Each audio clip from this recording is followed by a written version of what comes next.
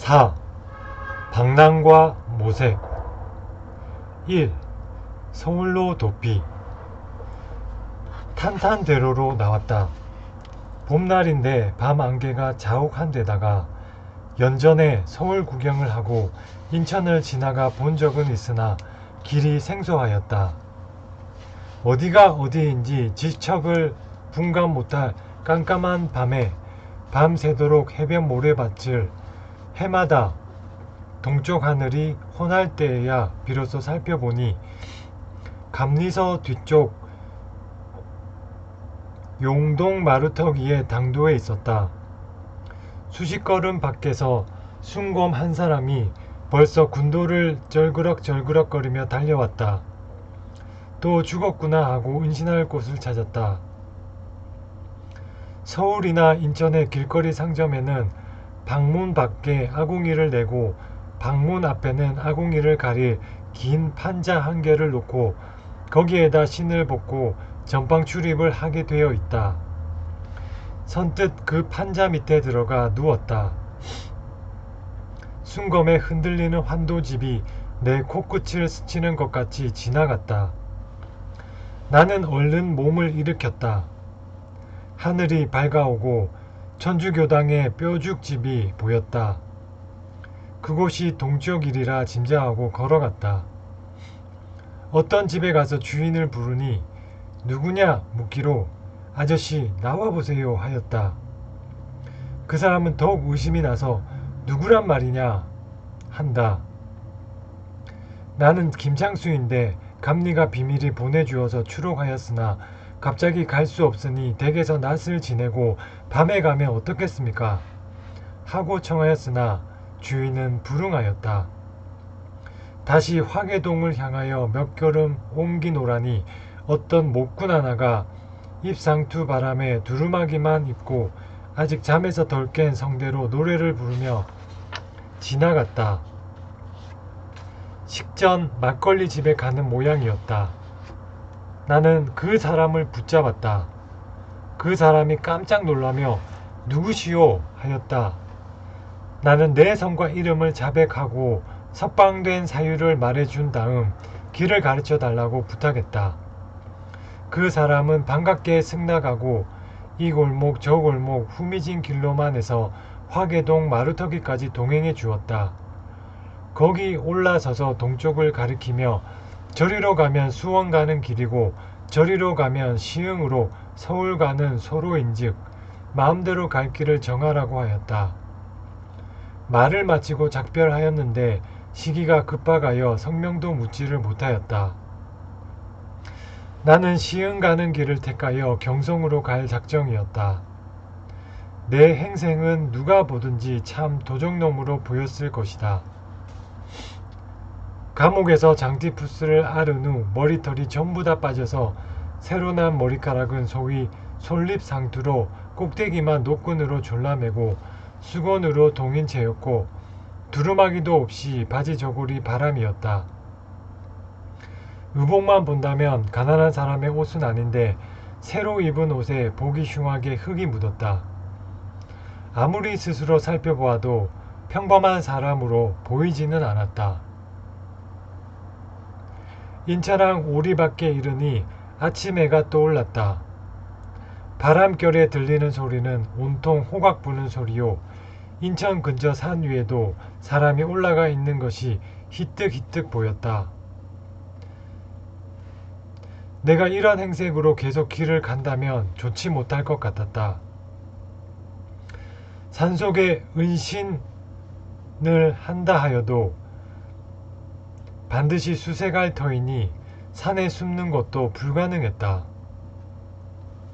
나는 허술한 것이 오히려 실속 있고 실속 있게 한 것이 도리어 허술한 격으로 큰 길가에 숨으리라 작정하고 인천서 시흥 가는 대로변으로 가니 길가에 어린 소나무를 키워서 드문드문 방석솔 포기가 한 개씩 서 있었다. 나는 그 솔포기 밑으로 두 다리를 들이밀고 반드시 드러누웠다. 드러난 얼굴은 솔가지를 꺾어서 가렸다. 과연 순건과 간수가 때를 지어 시흥대로를 달려갔다. 주거니 받거니 은혼돌이 분분했다. 조덕근은 서울로, 양봉구는 윤선으로 갔을 테고 김창수는 어디로 갔을까? 그중 김창수는 잡기가 어려울걸. 과연 장사야. 창수는 잘했지. 갇혀있기만 하면 무엇하나. 바로 나를 보고 들으라고 하는 말 같았다. 북은 산기슭은 다 수색한 모양이었다. 햇빛이 서산에 걸릴 즈음 아침에 지나갔던 순검 누구누구와 간수 김장석 등이 도로 몰려와 바로 내 발뿌리 앞으로 돌아 인천으로 가는 것을 보고서야 비로소 솔포기 속에서 나왔다. 그러나 전날 저녁 해가 높을 때 이른 밥을 먹고 다시 황혼이 되도록 물 한 모금 못 먹고 있었으니 하늘이 빙빙 돌고 정신을 차릴 수가 없었다. 밤에 타로 가느라 힘쓰고 밤새껏 북성고지 모래밭을 헤맨 탓에 더욱 힘이 들었다. 근처 동네에 들어가 한 집을 찾아가서 나는 서울 청파 사람으로 황해도 연안에 가서 곡식을 옮겨 오다가 간밤에 북성포에서 파선을 당하고 서울 가는 길인데 시장 안이 밥을 먹여 달라고 청하였다. 그 주인은 죽 한 그릇을 주었다. 나는 호주머니 속에 어떤 사람이 정표로 주었던 화류 명경 한 개를 지니고 있었는데 그것을 꺼내 그 집 아이에게 주었다. 그 명경 하나의 시가가 엽전 한 양짜리였으므로 밤을 지내고 아침에 가게 해달라고 청하였으나 소용이 없었다. 죽 한 그릇을 25냥 주고 사서 먹은 셈이 되었다. 그 주인은 내 모양을 보고서 수상하게 생각했던 것이다. 저기 저 집 사랑에는 나그네들이 덜어 자고 다니니 그 사랑에나 가서 물어보시오. 이렇게 말하고는 문에서 나가달라고 하였다. 할 수 없이 그 집에 가서 하룻밤 숙박을 청하였으나 역시 거절을 당하였다. 가만히 살펴보니 동네 가운데에 디들방앗간이 있고 그 옆에 볏집단이 있었다. 볏집을 안하다가 방앗간에 펴고 하룻밤을 보낼 훌륭한 방을 준비하였다.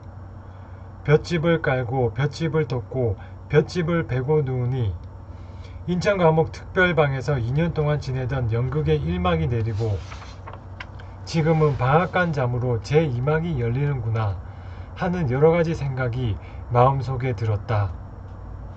손모자와 삼약을 낭덩하니 동네 사람들이 수군거렸다.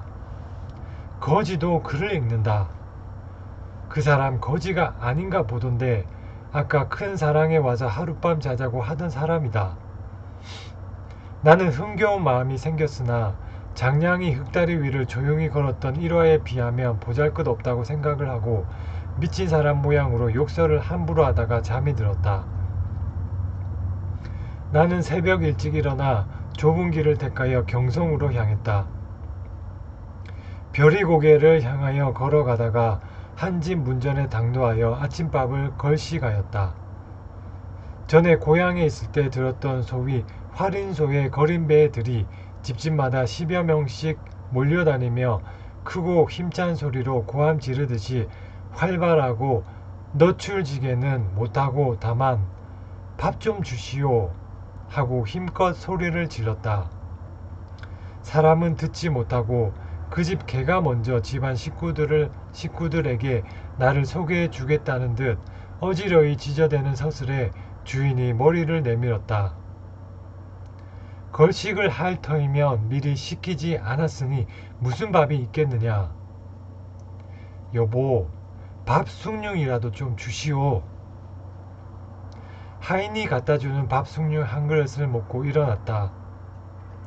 대로를 피해 시골 마을로만 길을 택하여 걸었다. 이 동네에서 저 동네를 가는 마을 사람 모양으로 인천, 부평 등을 지나갔다. 2, 3년간 우물한 개구리처럼 좁은 감옥 세계에서만 생활하다가 넓은 세상에 나와서 가고 싶은 곳을 활개치며 가노라니 심신이 상쾌하였다. 감옥에서 배운 시조와 타령을 하면서 길을 갔다. 그날로 양화진 나루에 당도하였다. 날도 저물었고 배도 고프고 뱃삭 줄 돈도 없었다. 동네 서당에 들어가 선생과 만나기를 청하였다. 선생은 내 나이가 어린 것과 의관을 못 갖추어 입은 것을 보고는 초면에 경어를 사용치 않고 낮춤말을 사용하였다. 나는 정색하고 선생을 나무랐다. 남의 사표가 되어야 할 사람의 마음이 그처럼 교만하니 어찌 아동들을 잘 가르칠 수 있겠소. 내가 일시 운수 불길하여 길에서 도적을 만나 이 모양으로 선생을 대하게는 되었으나 결코 선생에게 하대를 받을 사람은 아니오. 그 선생은 사과하고 내력을 물었다. 나는 경성 사는 누구인데 인천에 볼 일이 있어 가던 차 돌아오는 길에 별이고개에서 도적을 만나 의관과 행장을 다 빼앗겼소. 집으로 가는 길에 날도 저물고 줄이기도 하여 예절을 안심하라 선생을 찾아왔소. 선생은 함께 있는 것을 승낙하고 토론으로 하룻밤을 지냈다. 아침밥을 먹은 후에 선생이 학동 한 명에게 편지를 주어 나루 주인에게 전해주었다. 덕분에 무료로 양화진을 건너 경성에 도착할 수 있었다. 서울로 가는 목적은 별 것 없었다.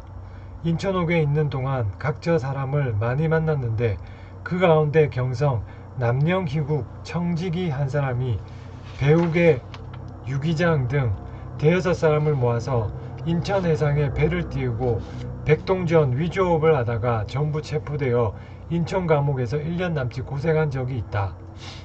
그때 그 사람들 말이 내게 죽을 때까지 잊지 못할 은혜를 입었으니 추록 시에 부디 연락해주면 자기들이 와서 만나보겠다고 간절히 부탁했었다. 추록은 하였지만 옷 바꿔 입혀줄 사람도 없었으므로 나는 경성에 가서 그 사람들도 찾고 조덕근도 좀 만나볼 작정이었다. 남대문을 들어서서 남영희궁을 찾아가니 날은 이미 초저녁 무렵이었다.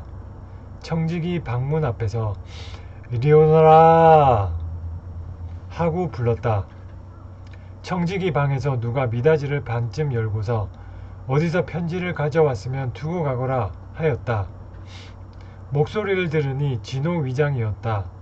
나는 예, 편지를 친히 받아주세요 하고 뜰 안으로 들어섰다. 진씨가 마루에 나와서 자세히 보더니 아이고 머니 이게 누구요? 하고 버선발로 마당에 뛰어나와 내게 매달렸다. 자기 방에 들어가 곡절을 물었다. 나는 바른대로 말을 하였다. 진호 위장은 나를 앉힌 후 자기 식구들을 불러 인사시키는 한편 그때같이 감옥에 갇혔던 공범들을 불러 모았다. 내 행색이 수상한 것을 보고는 걱정이 되었던지 제각기 각과 두루마기와 망건을 하나씩 사다 주고 속기 갖추어 입으라고 하였다. 3, 4년 만에 비로소 망건을 쓰니 어찌된 일인지 저절로 눈물이 떨어졌다. 며칠 동안 그 사람들과 잘 놀다가 청파 조덕근의 집을 찾아갔다. 문 밖에서 이리 오너라 하고 불렀다. 조덕근의 큰 마누라는 내가 온 줄 알고 꺼리는 빛이 역력하였다. 우리 집 선달님이 옥에서 나왔다고 인천 집에서 기별을 해 주었으나 혹시 이모댁에 나와 계신지 내가 오늘 가보고 내일 오시면 말씀드리겠습니다. 그러려니 여기고 돌아왔다가 다음날 또 그 집에 찾아갔다. 역시 모른다고 말을 하는 눈치가 조덕근과 상의한 후 나는 조덕근보다 중죄인이니 이미 추록한 바에는 다시 보아 이익이 없다고 생각하고 잡아떼는 수작이었다. 새삼 내가 폭도 어리석다는 생각이 들었다. 나는 먼저 탈옥에서 단신으로 쉽게 달아나려다가 그의 애걸하는 모습을 떠올리고는 이중의 험지로 다시 들어가 위험지대를 다 명쾌해 준 것이었는데 지금 내가 빈손으로 자기를 찾았을 줄 알고 금전상 해를 입게 될까봐 거절하는구나. 그 사람의 그 행실인즉 깊이 꾸짖을 것도 없다. 이렇게 생각하고는 돌아와서 다시 그 집에 가지 않았다. 며칠을 두고 이 사람 저 사람들에게 성찬을 잘 대접받고 다리도 쉬었다. 팔도광산 구경이나 하겠다 하고 작별하니 그 사람들이 추렴하여 노자를 한 짐 지워주었다.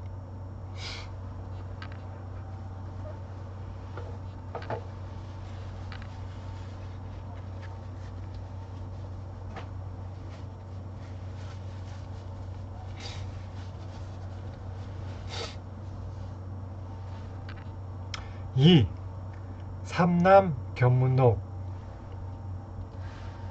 그날로 동적강을 건너 삼남 지방으로 향했다. 그때 내 마음이 매우 울적하여 승방 뜰에서부터 폭음을 시작했다. 밤낮으로 계속 술을 마셔대면서 과천을 지나 겨우 수원 오산장에 도착하자 한 짐이나 되었던 노자가 다 떨어지고 말았다.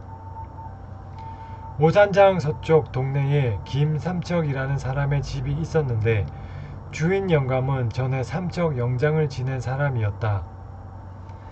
아들이 6 있었는데 그중 맏아들이 인천항에서 상업을 경영하다가 실패한 관계로 인천옥에서 한 달가량 고생한 적이 있었다.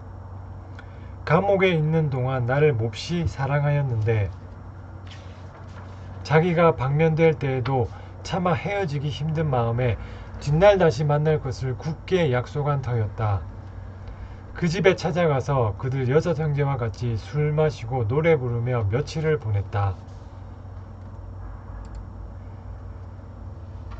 약간의 노자를 얻어가지고 공주를 지나 은진 강경포에 있는 공종렬의 집에 찾아 들어갔다. 공종렬도 역시 감옥 친구였는데 자기 부친 공중군이 작고하여 상중인 몸이었다. 사람됨이 어린 나이에도 영리하고 학문도 어느 정도 할 줄 알았다. 일찍이 운영궁 청지기를 지냈고 당신은 조병식의 마름으로 강경포에서 물상객주를 경영하다가 금전관계로 살인소송에 걸려들어 여러 달 인천감옥에 갇혀 있었다. 감옥에 있는 동안 나와 매우 절친하게 지냈었다. 강경포에 들어가 공종렬의 집에 당도하여 보니 집이 매우 크고 넓었다. 공종렬이 나와 손을 끌고 7째 대문으로 들어가서 자기 부인 방에 나를 유숙하도록 하였다. 공종렬의 어머니도 인천에서 만나 알게 되었으므로 반갑게 절하고 인사하였다. 공군이 나를 이같이 특별히 대우한 것은 옥중 친구로서의 동정 때문이기도 했고 또 그 포구가 인천에서 아침 저녁으로 오갈 수 있는 가까운 곳이기 때문이기도 했다. 각 사랑방마다 동서남북 각지 사람들이 드나들었기 때문에 내 비밀이 탄로될까 염려하였던 것이다. 며칠을 휴양하며 지내던 어느 날 밤이었다. 달빛이 뜰에 가득한데 공군 어머니의 방문 여닫히는 소리가 들렸다. 나는 가만히 일어나 앉아 창문에 댄 유리를 통해 뜰악을 내다보았다. 갑자기 칼빛이 번쩍하였다. 자세히 살펴보니 공종렬은 칼을 들고 어머니는 창을 끌며 모자가 군사를 동원하였다. 행여 뜻밖의 변이 있을까 하여 의복을 정돈하고 앉아노라니 얼마 후 공군이 어떤 청년의 상투를 끌고 들어왔다. 하인을 불러 모아 두레집을 짓고 그 청년을 거꾸로 매달더니 10살 안팎의 사내 아이 2을 불러 방망이 1개씩을 주면서 너희들의 원수니 너희들 손으로 때려 죽여라 고 하였다. 그러다가 공군이 내 방에 들어와 이런 말을 했다. 형이 매우 놀랐을 터이니 미안하오. 그러나 형과 나 사이에 무슨 숨기고 꺼릴 일이 있겠소. 내 누님 한 분이 과부로 혼자 살면서 수절하다가 내 집 상노놈과 간통하여 얼마 전에 해산을 하고 죽고 말았소. 그놈을 불러 내 자식을 데리고 먼 곳으로 가서 기르고 내 앞에 보이지 말라고 하였소. 그런데 그놈이 천주학을 하여 신부의 세력을 믿고 내 집 곁에 유모를 두어 내 집안에 수치를 끼치는 것 아니겠소. 형이 나가서 호령하여 그놈이 멀리 달아나도록 하여 주오. 나는 어디로 보든지 그만한 정을 안 들어주지 못할 처지였다. 승낙하고 나가서 달아맨 것을 풀어안치고 그자의 죄를 하나하나 세어가며 꾸짖었다. 내가 이 댁에서 길러준 은혜를 생각한들 주인의 면목을 그다지도 무시할 수 있느냐. 이렇게 호령을 하니 그자는 나를 슬쩍 보고서 겁나고 두려운 표정으로 날이 분부대로 하겠습니다. 살려주십시오 한다. 공종열은 그자를 향하여 다그쳤다. 내가 오늘 밤으로 내 자식을 내다 버리고 이 지방을 떠날 터이냐? 그자는 예, 예 대답하고서 물러갔다. 나는 공군에게 물었다. 그자가 자식을 데리고 갈 곳이 있는가? 개울 건너 인피 땅에 제 형이 사니까 그리로 가면 자식도 기를 수 있을 거요. 아까 내가 보았던 그 두 사내 아이는 누군가? 내 누님의 아이들이요. 나는 날이 밝으면 어느 곳으로나 출발하겠다는 말을 하였다. 그 집 형편이 그러하니 나 또한 몰래 숨어 있던 것이 탄로났을 것이었다. 공군 역시 그렇게 생각하고 자기 매부 진선전이 무주읍에 살고 있는데 부자일 뿐 아니라 그 읍이 한적하고 깊숙한 곳이니 그리 가서 세월을 기다림이 좋을 것 같다 하며 소개 편지 한 장을 써 주었다. 다음날 아침에 공군과 작별하고 무주로 길을 떠났다.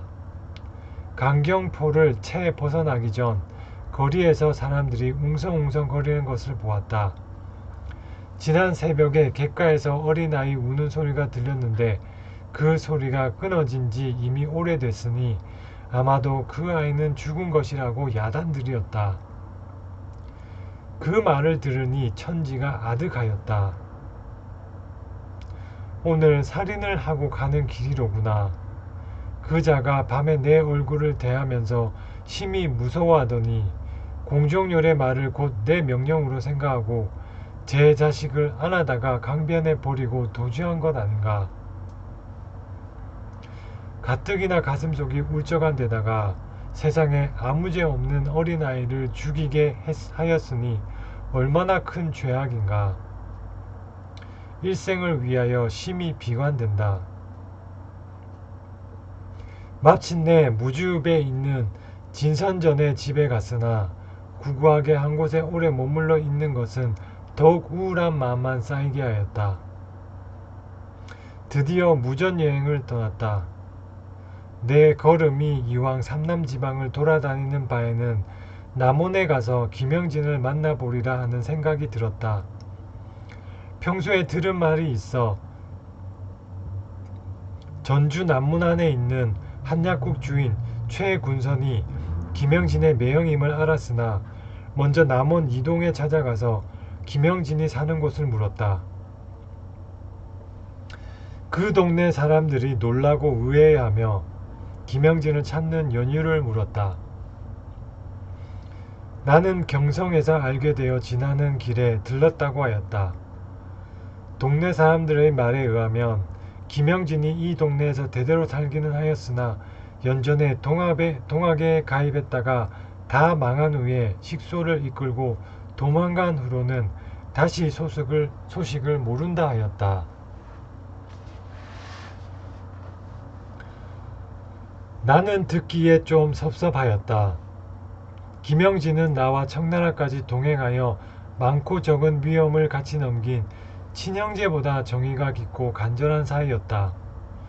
그런 처지로 자기는 나의 일생에 대해 빠짐없이 다 알면서 자기 내력은 나에게 숨기고 비밀로 하였으니 어떻게 이해할 수 있을까? 여하튼 전주까지 가서 그 뒷일을 알아보리라 작정하였다. 전주읍에 있는 최군선을 찾아가 김영진의 친구임을 밝히고 어디에 사는지를 물었다. 최군선은 냉담한 어조로 대답했다. 김영진 말씀이요? 김영진은 분명 내 처남이지만 내게 지기 어려운 무거운 짐만 지우고 자기는 벌써 황청객이 되었소. 천신만고를 겪으면서 찾아간 나는 슬픈 감회를 금하기 어려웠다. 그런 중에 최군선의 응접이 너무 불친절한 것을 보고 나니 다시 더 물어볼 생각도 없었다. 곧 작별하고 그날이 전주 장날이었으므로 장터에 나가서 구경을 했다. 이리저리 다니다가 포목점에 가서 포목 판매하는 광경을 보고 있었다. 그러다가 시골 농사꾼으로 보이는 청년 한 사람이 포목을 판매하는 것을 보았는데 용모가 흡사 김영진 같았다. 김영진보다는 어려 보였지만 말하는 것과 행동거지가 곧 김영진 같았다. 다만 김영진에게서는 문사의 자태가 보였으나 이 사람은 농사꾼처럼 보이는 것이 다를 뿐이었다. 나는 그 사람이 일을 다 끝내고 돌아가려는 틈을 타서 물었다. 당신 김서방 아니시오? 예. 그렇지라오마는 당신은 뉘시오니까. 노영이 김영진씨 개씨가 아니오.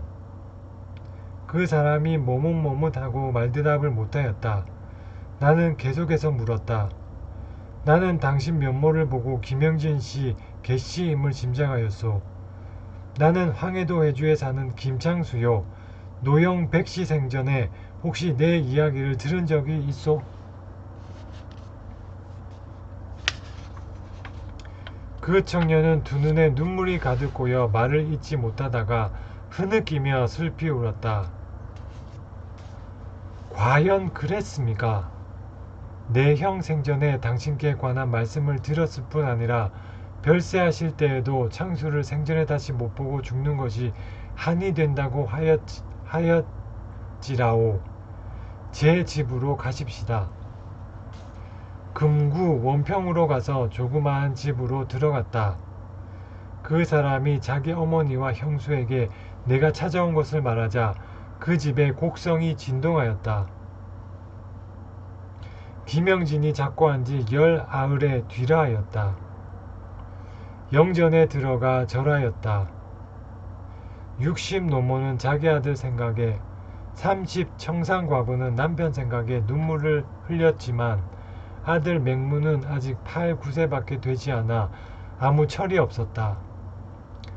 장터에서 만났던 사람이 바로 형진의 둘째 아우니 아들 맹렬이가 있고 농사를 지어서 생활하고 있었다.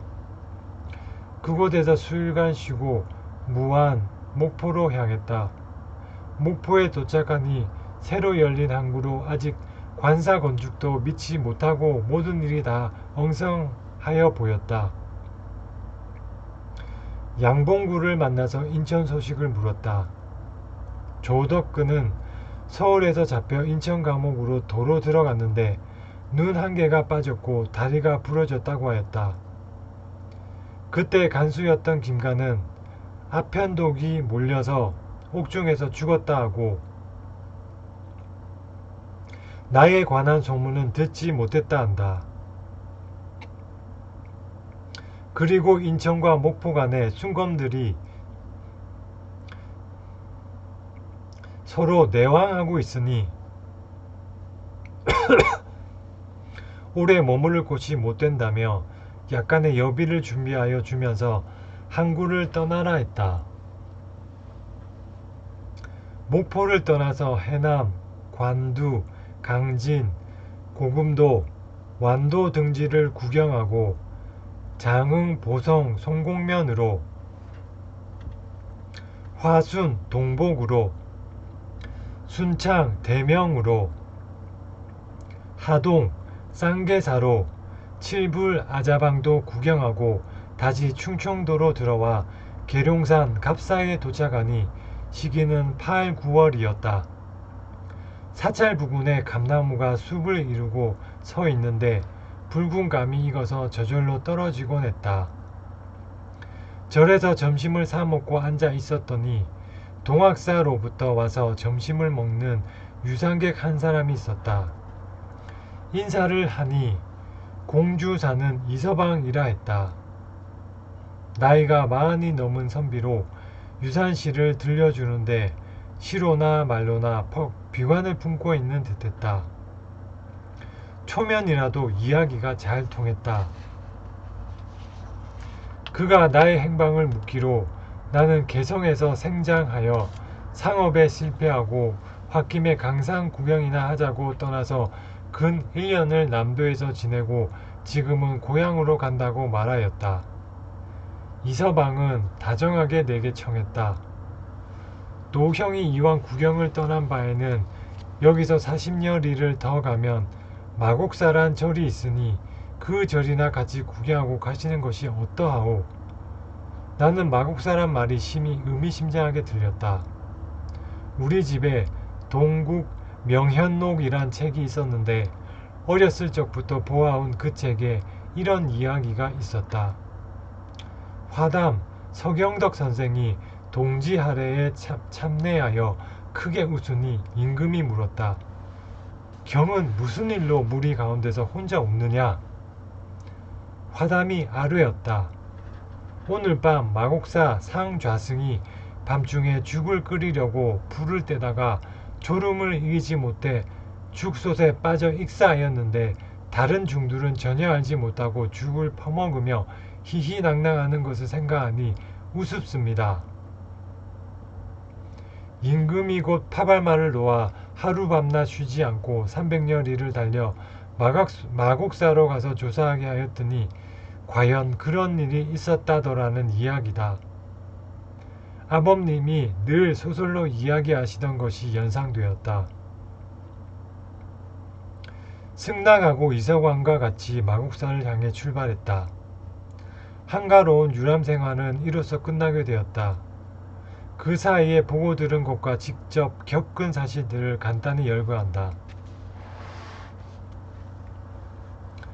아산 배안밭 동네에 들어가 충무공 이순신의 기념비를 우러러 구경하였고 광주 영말이란 동네에 들어가니 시골 동네에 몇백 호인지는 모르나 동장이 7명이나 일을 본다 하는데 이는 서북에서는 보지 못하던 일이다. 광주, 나주, 순천, 대명, 도처에는 대나무 숲이 있는데 이 역시 서북 지역에는 없는 특산이었다. 나는 10살 남짓 될 때까지 대나무가 1년에 한 마디씩 자라는 줄 알았고 실제로 대나무를 본 것은 이때가 처음이었다. 장흥, 보성 등 각 군에서는 여름철에 콩잎을 따서 바로 국도 끓여 먹고 또 뜯어 말려서 그것을 삼동에 먹기도 하고 소나 말에 실어서 내다 팔아 장터의 주요 상품이 되기도 하는 것을 보았다. 해남 이진사 집 사랑에 며칠 계속해서 머문 적이 있었는데 함께 지내던 객이 5명 되었다. 그 중에는 그 집에서 손님 노릇한 지가 8, 9년 된 자도 있었다. 손님이 일을 하면 주인이 가난해진다는 미신이 있어 손가락 하나 쓰지 않고 주인과 같은 대우를 받았다. 양반이 아니고는 아무리 대재상가라도 감히 밖으로 사랑문을 열지 못한다. 그런 까닭에 과객이 주인을 찾아 숙박을 청하면 첫 대면에 묻는 말이 간밤에는 어디서 유숙하였소? 하는 말이다. 만일 유숙한 집이 양반의 집이면 두말 없지만 중인의 집에서 잔 것 같으면 그 손을 타이르고 반면에 상인이 과객을 맞아 재워주게 되면 양반이 사사로이 잡아다가 형벌을 주는 등 별별 괴악한 습속이 많다. 내가 직접 보지는 못하였으나 그곳 과객으로 유명한 자는 홍초립, 박도포 등이라 한다. 홍가는 초립둥이 적부터 과객으로 살다 죽었고 박도포는 늘 도포만 입고 과객질을 했다는데 그 자들이 어느 집에 들어가든지 주인이 응대를 조금이라도 잘못하면 무수히 발악하였다 한다. 해남은 윤과 이 두 성이 가장 큰 양반으로 세력을 점유하고 있었다. 윤씨 집안의 사랑에서 유숙하노라니 밤이 저물었는데 사랑문 앞 말뚝에 어떤 사람을 묶어놓고 가혹한 형벌을 가하고 있었다. 주인의 추상 같은 호령이 들려왔다. 너 이놈! 죽일 놈! 양반이 작정하여 준 품삯대로 받는 것이 아니라 내 마음대로 올려받느냐? 벌을 받는 사람은 극구 사죄를 청했다. 나는 주인에게 물었다. 양반이 작정한 품삯은 얼마이고 상놈이 제 마음대로 올려받은 것은 얼마나 되오? 내가 금년에는 동네 품삯을 년은 2푼, 놈은 서푼씩 정하였는데 저놈이 어느 댁 일을 하고 1푼 더 받았기 때문에 징계하여 다스리는 것이오. 나는 다시 물었다. 노상의 행인들이 주막에서 먹는 음식값도 한 끼에 최애가 5, 6푼인데 하루 품삯이 밥 한 상 값에 반행에도 못 미치면 혼자 살림도 유지해 나가기 어렵거든 하물며 집안 식구들을 데리고 어찌 생활을 하겠소? 주인은 그래도 할 말이 있다. 설사 한 집의 장정이 연놈 합하여 2명이라 하면 매일 한 사람씩이라도 양반집 일을 안 할 때가 없고 일을 하는 날은 그놈의 집 식구가 다 같이 와서 밥을 먹소. 그러니 품삯을 많이 지불하여 상놈 집에 의식주가 풍족하게 되면 자연히 양반에게 공손치 못하게 될 것 아니오. 그래서 그같이 품삯을 작정하여 주는 것이오. 나는 이 말을 듣고 깜짝 놀랐다. 내가 상놈으로 해주 서촌에 난 것을 늘 한탄하였으나 이곳에 와서 보니 양반의 낙원은 삼남이요 상놈의 낙원은 서북이다. 그나마 내가 해서 상놈으로 난 것이 큰 행복이다. 만일 삼남 상놈이 되었다면 얼마나 불행하였을까. 경상도 지방의 반상간에는 다른 지방에 없는 특수한 풍습이 있다. 삼남에서는 소 잡는 백정이 망건을 쓰지 못하는 것이 상례로 맨머리에 패랭이를 쓰고 드나들게 되어 있다. 패랭이 밑에 대퇴를 둘러대고 거기다가 끈을 맨 것이 백정놈이다. 백정이 길을 가다가 길에서 남녀노소를 막론하고 사람을 만나게 되면 반드시 길 아래로 내려가서 소인 문안드리오 하고 인사하여야 한다. 행인이 지나가고 나면 그제서야 제 갈 길을 가는 것이다. 삼남 양반의 위험이나 속박이 심하기는 하지만 그런 중에도 약간의 미풍양속이 없지는 않다. 모내기철에 김제 만경을 지나며 보니 농사꾼들이 아침에 일을 시작할 때에 사명기를 들고 장고를 울리며 들에 나가 농기를 세운다. 모를 심을 때에 선소리꾼이 북을 치고 농가를 인도하면 남녀 농군들은 손발을 흔들고 춤을 추며 일을 한다. 논 주인은 닭줄을 논두렁 여기저기에 동이째 놓아두고 마음대로 먹게 하고 행인이 지나면 다투어 권한다. 농군이 음식을 먹을 때는 현직 감사나 수령이라도 말에서 내려 인사말을 건넨다. 대개의 노동자들에게 조직이 있어 논 주인이 일꾼을 고용할 때는 그 지방 조직의 우두머리와 교섭하여 일꾼을 결정하게 된다. 일꾼을 결정할 때 미리 의복, 품삯, 휴식, 질병 등에 대한 조건을 정하고 실제 감독은 그 우두머리가 맡아 한다.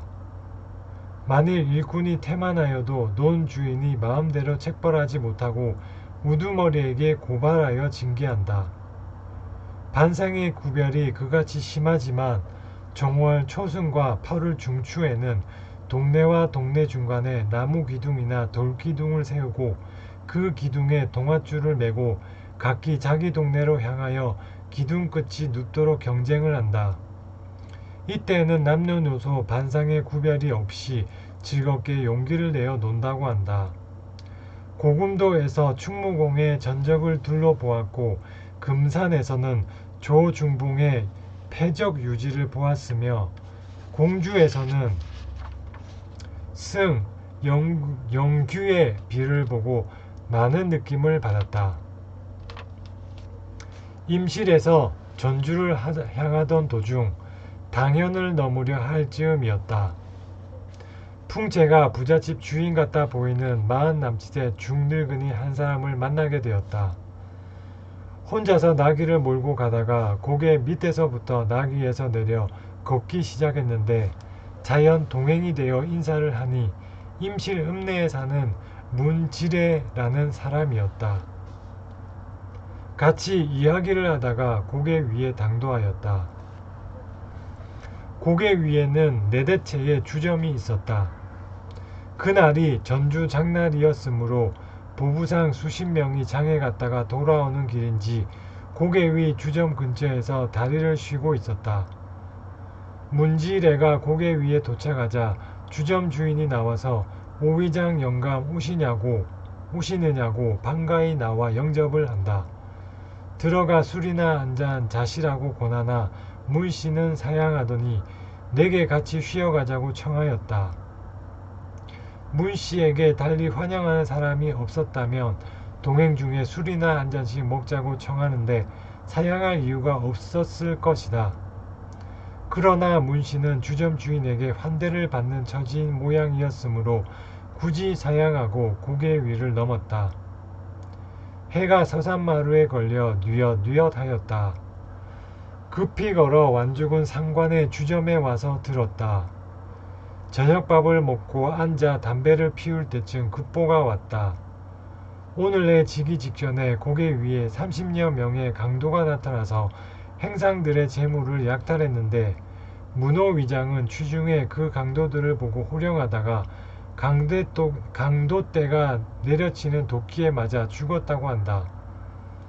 한 번 내려칠 때 두 골이 두 쪽으로 갈라지고 두 번째 칠 때 머리와 몸이 새토막 나는 참사가 생겼던 것이다. 만약 그때 내가 문씨의 손에 끌려 술자리를 같이 했으면 내 목숨이 어찌 되었을까? 심히 놀라운 일이었다. 들으니 문씨는 임실 서리배라 한다. 자기 친아우가 민영준의 신임을 받는 청지기인데 그 권위를 가지고 부군의 인심을 잃은 탓에 이번 화를 만났다고들 하였다. 전주에서 본 것은 이런 것이다. 전주에서는 관리와 사령이 서로 원수지간이기 때문에 당시 준의대 병정을 모집하는데 사령이 입영될까 두려워하여 영리의 자식과 조카들을 전부 병정으로 몰아넣었다고 한다. 머리에는 상투를 그대로 두고 그 위에 군모를 높직하게 만들어 쓰고 있었다. 3. 출세간의 길. 다시 공주 이서방과 갑사에서부터 동행하던 중에 있었던 일을 쓰고자 한다. 이서방은 호라비로 몇 년 동안 사설글방의 훈장으로 지냈고 지금은 마곡사로 가서 중이나 되어 일생을 편안하게 지내려는 의향을 가지고 있었다. 내게도 그리하기를 권했는데 나도 얼마간 뜻이 없는 것은 아니었으나 갑작스레 생긴 문제였으므로 섣불리 결정할 수 없어서 이야기만 하였다. 하루 종일 걸어서 마곡사 남쪽 산꼭대기에 오르니 해는 황혼인데 온 산에 단풍잎은 누릇누릇 불긋불긋하였다. 가을바람에 나그네의 마음은 슬프기만 한데 저녁 안개가 산 밑에 있는 마곡사를 마치 자물쇠로 채운 듯이 둘러싸고 있는 풍경을 보니 나같이 온갖 풍진 속에서 오락가락하는 자의 더러운 발은 싫다고 거절하는 듯하였다. 그러나 또 한편으로는 저녁 종소리가 안개를 헤치고 나와 내 귀에 와서 모든 본내를 했다라고 입문하라고 권고를 들려주는 듯하였다. 이서방은 결정적으로 다시 내 의사를 물었다. 노형, 어찌 하시려? 세상사를 다 잊고 중이 되십시다. 이 자리에서 노형과 결정하면 무슨 필요가 있겠소? 일단 절에 들어가 봐서 중이 되려는 자와 중을 만들 자 사이에 의견이 맞아야 할 것 아니오. 그건 그렇겠소. 곧 몸을 일으켜서 마곡사를 향해 안개를 헤치고 걸음걸음 들어갔다. 한 걸음씩 한 걸음씩 혼탁한 세계에서 청량한 세계로, 지옥에서 극락으로, 세간에서 걸음을 옮겨 출세간의 길을 간다. 처음 도착한 곳이 매화당이었다. 큰 소리를 내지르면서 산문으로 세차게 내달리는 시냇물 위로 긴 나무다리를 지나서 신검당에 들어가니 머리를 빡빡 깎은 노승이 화폭을 펴서 보다가 우리를 보고 인사를 했다. 이서방도 익숙한 얼굴로 인사를 했다. 노승은 자기를 일러 포봉당이라 했다. 이서방은 나를 신검당에 앉혀놓고 자기는 다른 방으로 갔다. 얼마 후 내게도 한 그릇 밥상이 나왔다. 저녁밥을 다 먹고 앉아있으니 어디선가 백발 노승이 나와서 공손히 인사를 하였다. 나는 개성 출생으로 일찍이 부모를 여의고 도와줄 만한 가까운 친척 하나 없는 외로운 몸으로 강산 구경이나 하려고 한가롭게 다니는 중이라고 하였다. 그 노승은 속성이 소씨요 익산에 살았는데 삭발한 지는 40에서 50년 되었다고 하며 은근히 자기의 상자가 되기를 성하였다. 나는 다소 겸손한 태도로 사양을 했다. 나는 본래 학식이 모자라고 재질이 둔한 자입니다. 노 대사께 오히려 누가 되는 일이 많을 것 같으니 주저됩니다. 그러자 노승은 더욱 힘써 권하였다. 당신이 내 상좌만 되면 고명한 대사에게서 각종 불학을 배우고 익힐 수 있을 거요. 장래 큰 강사가 될지도 모르니 부디 결심하고 삭발하시오. 밤을 지낸 뒤에 보니 이 서방은 이미 삭발하고 계란처럼 반질반질해진 머리로 나와서 문안을 한다. 노형도 주저 마시고 곧 삭발을 하시오. 어제 찾아왔던 하은당은 이절에서 재산이 각부인 보경대사의 상좌요. 그러니 후일 노형이 공부를 하려 할 때에도 학작은 염려는 없을 것이오. 내 노형의 이야기를 하였더니 자기가 나와 보고서 매우 마음에 든다고 나더러 속히 결정하게 하라고 권합디다. 하룻밤 사이 청정법계에서 만가지 생각이 다 제로 돌아가 버린 듯한 터였다. 나는 중이 되기로 승낙하였다. 얼마 뒤에 사제 호덕삼이 머리털을 깎는 칼을 가지고 왔다.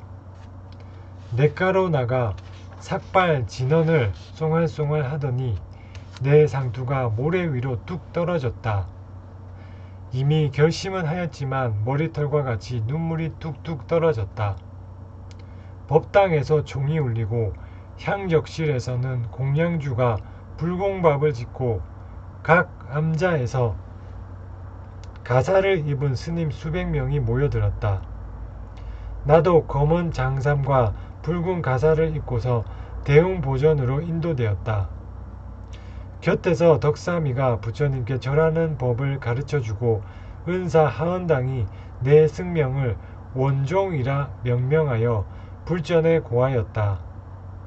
수계사는 용담이란 점잖은 화상으로 경문을 낭독하고 오계를 일러주었다.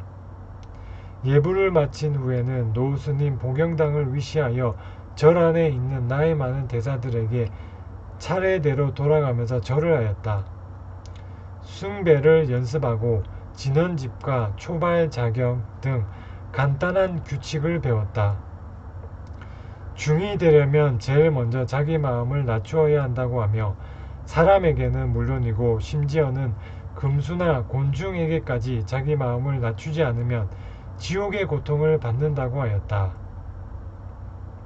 전날 밤 나를 찾아와 자기 상조가 되어달라고 할 때에는 지극히 공손하던 하은당부터 예 원종아를 기탄 없이 부르고 생긴 것이 미련스러워서 고명한 중은 되지 못하겠다. 얼굴이 어쩌면 저다지도 밉게 생겼을까. 어서 나가서 물도 깃고 나무도 쪼개거라 한다. 나는 깜짝 놀랐다. 망명객이 되어 사방을 떠돌아다니던 때에도 내게는 영웅심과 공명심이 있었다. 평생에 한이던 상놈의 껍질을 벗고 평등하기보다는 월등한 양반이 되어 평범한 양반에게 당해온 오랜 원한을 갚고자 하는 생각이 가슴속에 가득하였다. 그런데 중놈이 되고 보니 이상과 같은 생각은 허영과 야욕에 불과한 것이었다. 그런 생각이야말로 불시문중에서는 추워도 용납할 수 없는 악마와 같은 생각이었다. 만일 이런 따위의 악한 생각이 계속해서 마음속에 싹트고 자랄 때에는 곧 호법선신께 의뢰하여 물리쳐내야 하는 것이었다. 하도 많이 돌아다녔더니 나중에는 별세계 생활을 다 하겠다. 이런 생각에 혼자서 웃다가 탄식하다가 하였지만 순종하는 수밖에는 다른 도리가 없었다. 장작도 패고 물도 길었다. 하루는 암내에 가서 물을 쥐고 오다가 물통 한 개를 깨뜨렸다. 은사 하한당이 어찌나 야단을 쳤던지 보다 못해 노사주 복영당이 한탄을 하였다.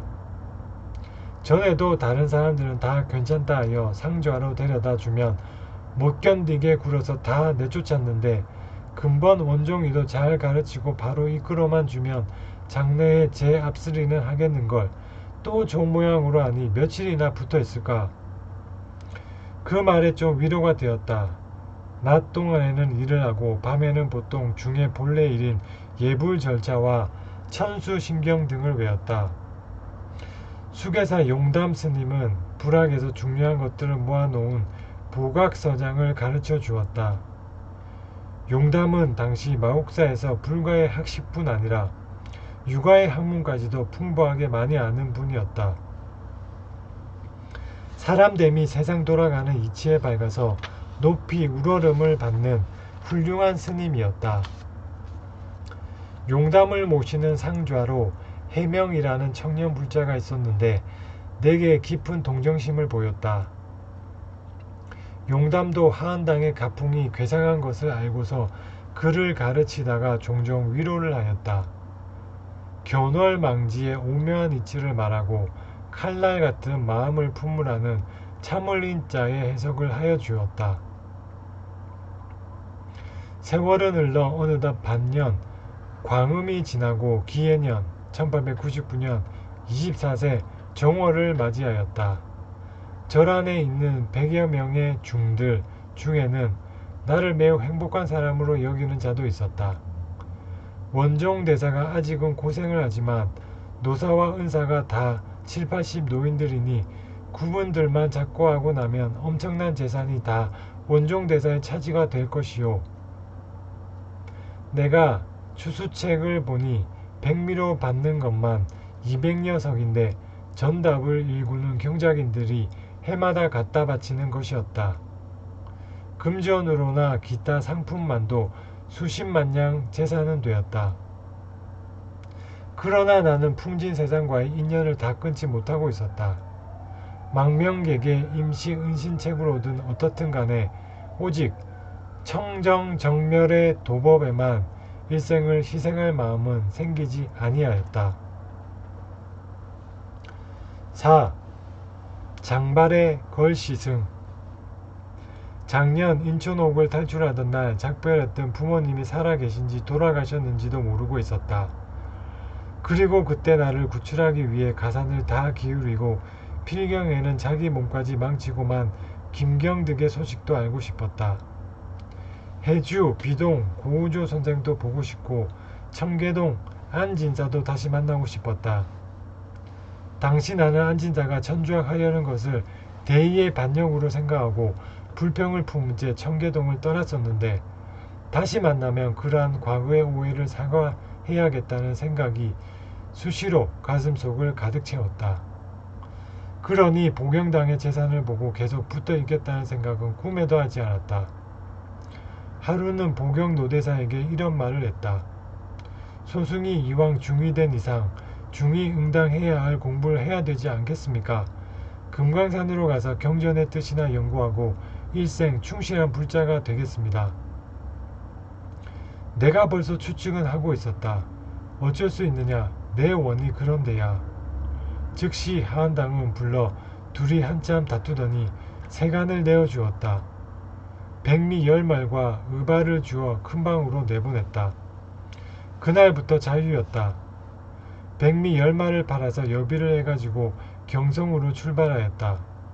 며칠 후 경성에 도착하였으나 그때까지는 중이 경성 문 안으로 발을 들이는 것을 나라에서 금하던 중이었다. 성곽 바깥쪽으로 이절저절 다니다가 서문 밖에 있는 새 절에 가서 하루 묵게 되었는데 거기서 사형 해명을 만났다. 해명은 나더러 물었다. 원종 대사께서 어인일로 이곳에 왔소. 나 역시 같은 질문을 했다. 사형은 어찌하여 이곳에 왔소? 내 은사가 장단 화장사에 있기로 찾아뵈었고 얼마 지내려고 오는 길이요. 나는 금강산으로 공부 가는 길이요. 이렇게 이야기하고는 서로 작별을 하였다. 거기서 경상도 풍기에서 온 혜정이란 중을 만났는데 평양 강산이 좋다기에 구경을 간다고 했다. 나는 그와 동행하기로 약주하고 서쪽으로 임진강을 건너 송도를 구경하고 해주 감령부터 구경하고 평양으로 가기로 하였다. 수양산에 들어가 신광사 부근 부감에 머물면서 혜정에게 내 사정을 약간 이야기하고 부탁하였다. 텃밭 본가에 가서 내 부모님을 비밀히 방문하여 주오. 안부만 물어보고 내 몸이 건재함을 말씀드리되 내가 지금 어느 곳에 있는 것까지는 아직 말하지 마시오. 혜정을 떠나보내고 소식이 돌아오기만 기다리던 중 4월 29일 저녁 무렵이었다. 혜정의 뒤를 따라 부모님 두 분이 부감으로 들어오셨다. 부모님은 혜정이 전하는 자식의 안부를 듣자 내가 내 아들이 있는 곳을 알고 왔을 터이니 너를 따라가면 내 자식을 볼 수 있을 것이다 하시고 바로 혜정을 따라오신 것이었다. 급기야는 아들이 있는 곳까지 따라오셨는데 와서 보니 돌 중놈이 되어 있었다.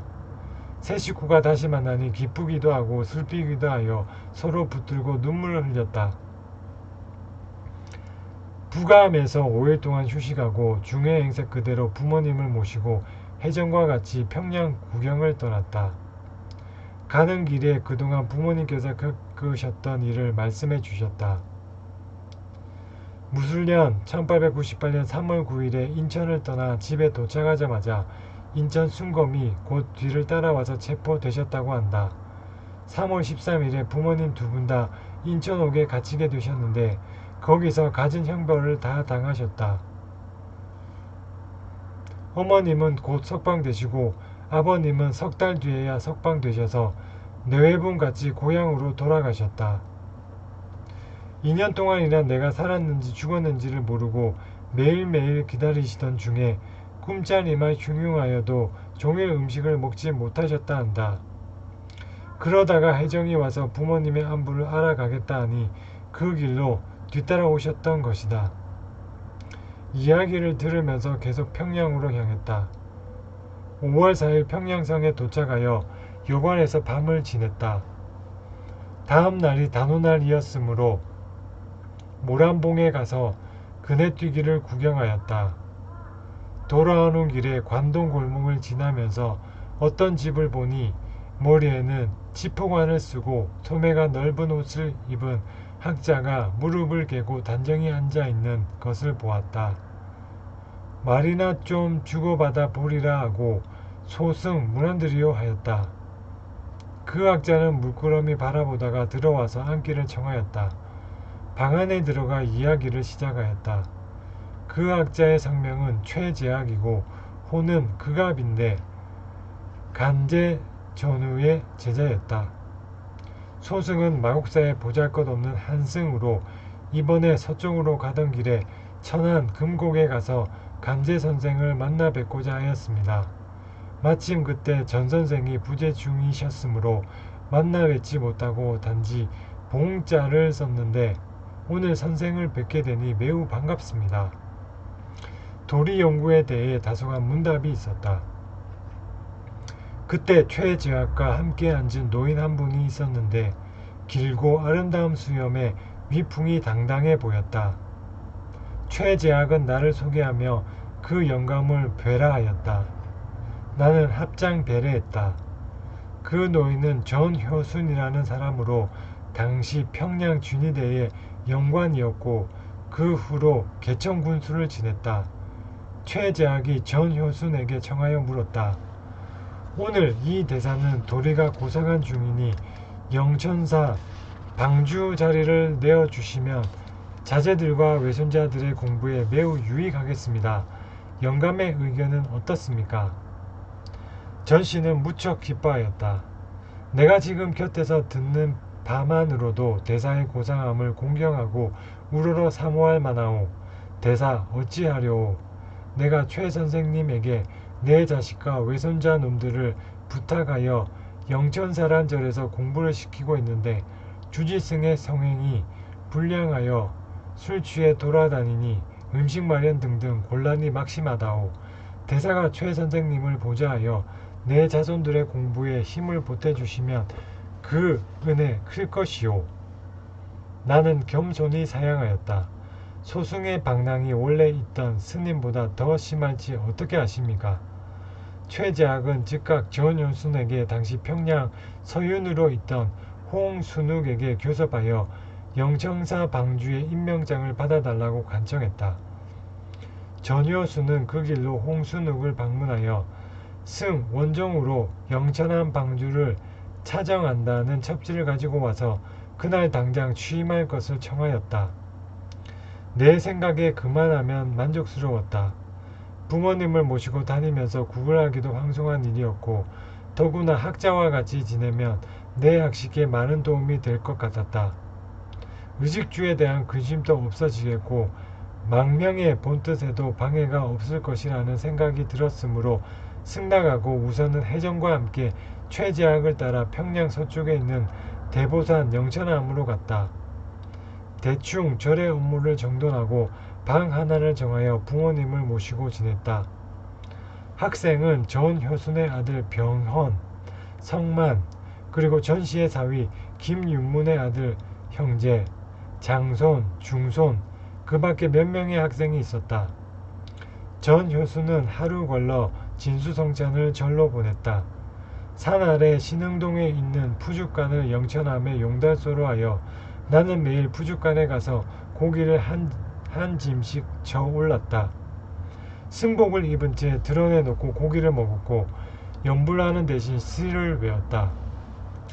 종종 최재학과 함께 평양성에 나가 사숭제, 환경환 등 시객들과 유를 짓고 밤에는 대동문 옆에 가서 면을 먹었다. 처음에는 주점 주인이 주는 대로 소면을 먹다가 나중에는 육면을 그대로 먹었다. 불가에서 소위 말하는 손에는 돼지머리를 들고 입으로는 거룩하게 경전을 웬다는 구절과 가깝게 되었으니 평양성에서는 시쳇말로 걸시승이라 하였다.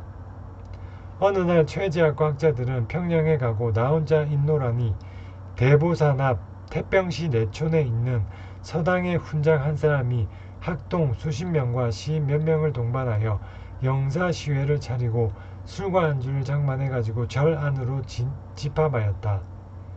시작하자마자 방주승 호출령이 내렸다. 나는 공손히 합장 배례하였다. 시객 한 사람이 오만방자한 태도로 말했다. 너 이 중놈! 선배님들이 오시는데 고행이 어찌 이처럼 태만하단 말이냐? 예, 소승이 선배님도 오시는 줄을 알지 못하여 산 아래까지 내려가서 영접을 못하였으니 매우 죄송하옵시다. 이놈 그뿐이냐? 내가 이 절에 방주가 된 지 얼마나 되었느냐? 예, 서너 달 전에 왔습니다. 그러면 그 사이에 근처 동네에 계신 양반들을 찾아뵙고 인사드리지 않은 것은 죄가 아니냐? 소승이 임무를 맡은 초기에 절의 업무 처리를 하느라 아직 인근에 계신 양반들을 못 찾아뵈었습니다. 그 죄가 막대하나 용서하심을 바라나이다. 이른바 항복하는 자는 죽이지 못한다는 격으로 훈장이 한편으로는 나를 꾸짖고 또 한편으로는 그 식객을 달러 근근히 일이 조용하게 해결되었다.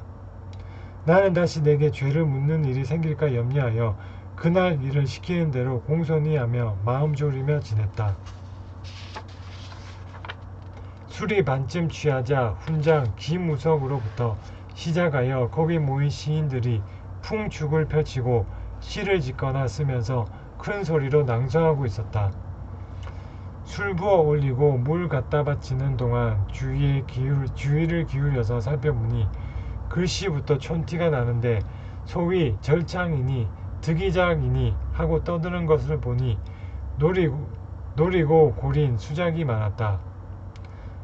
나는 비록 전에 시를 전공하지 않았으나 최재학과 만나 같이 다닌 후로 종종 산사에서 호종 노동학의 시축 글씨를 보았고 또 왕파 황경환과 김성석 등 당시 평양의 인류 명사들과 몇 달간 사귀게 되어 시나 글씨에 대한 약간의 조회를 터득하고 있었다. 훈자에게 청하였다. 소승의 글도 더럽다 않으시고 시축의 끝자리에 끼워 주실 수 있겠습니까? 훈장은 특별히 허락하였다. 내가 시를 지을 줄 아느냐? 예, 소승이 오늘 여러 선배님들에게 불공한 죄를 많이 저질렀으니 겨우 운자나 채워서 사죄코자 하나이다. 시의 처음과 끝은 잊어버리고 영구에 이런 구절이 있었다. 유가 천년이면 불가도 천년이요 내가 보통이면 그대들도 보통이다.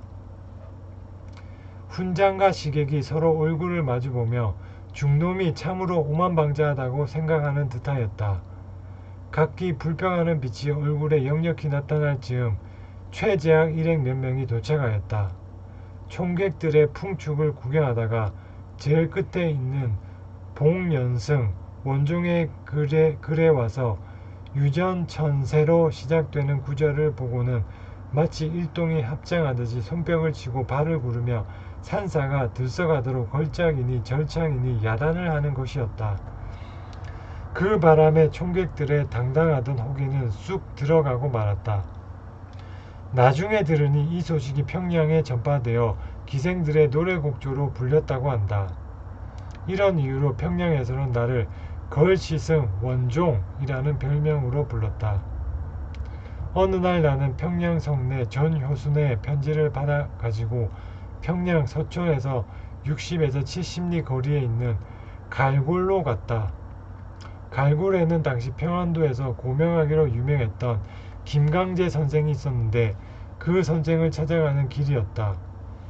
갈굴에 못 미쳐 12월이쯤 되는 곳에 주점이 있어 그 앞을 통과하는데 호련 주점 안에서 이놈 중놈 하는 호령이 났다. 고개를 돌려보니 머리가 쑥대강이처럼 흐트러진 촌사람 10여 명이 큰 잔으로 술을 마시며 한창 흥이 오르는 즈음이었다. 문 앞에 가서 합장 배례하였다. 한 놈이 썩 나서더니 나를 보고 묻는다. 이 중놈, 너는 어디 사느냐? 예, 소승은 충청도 마곡사에 있습니다. 이놈, 충청도 중놈의 버릇은 그러하냐?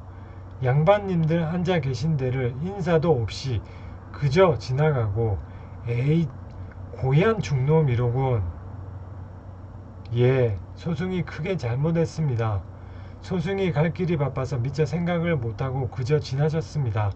용서하여 주십시오.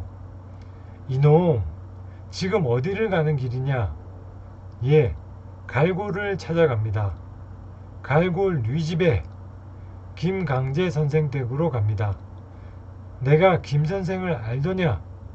예, 아직 직접 뵙지는 못하였고 평양 성내 전효순 씨 편지를 가지고 갑니다. 이자가 이 말 듣더니 갑자기 두리번 하고 말을 잘 못한다. 방 안에 앉은 자들도 서로 얼굴만 쳐다보았다. 한 사람이 중재하러 나오더니 내게 시비 걸던 자를 꾸짖었다. 이 사람, 내가 보기에는 저 대사가 잘못한 것이 없네. 길 가는 중이 가게마다 다 찾아다니며 인사하려면 길을 어찌 가겠나. 자네 취하였네. 대사, 어서 가게. 아마도 전효순이 전위대 영관임을 알고 겁이 난 모양이었다. 나는 한번 물었다. 저 양반의 택포가 어찌 되시는지요? 그 중재자가 말했다. 저 양반은 이 앞마을 이군노댁 서방님이라네. 물을 것 없이 어서 가게. 속으로 웃으면서 몇 걸음 더 가니 황혼역에 농부들이 소를 굴고 집으로 돌아가고 있었다. 한 사람을 붙들고 이군노 댁이 어딘지 물었다. 농부는 손을 들어 산기슭에 있는 집 한 채를 가리켰다. 나는 또 물었다. 이군노 양반이 지금 계신가요?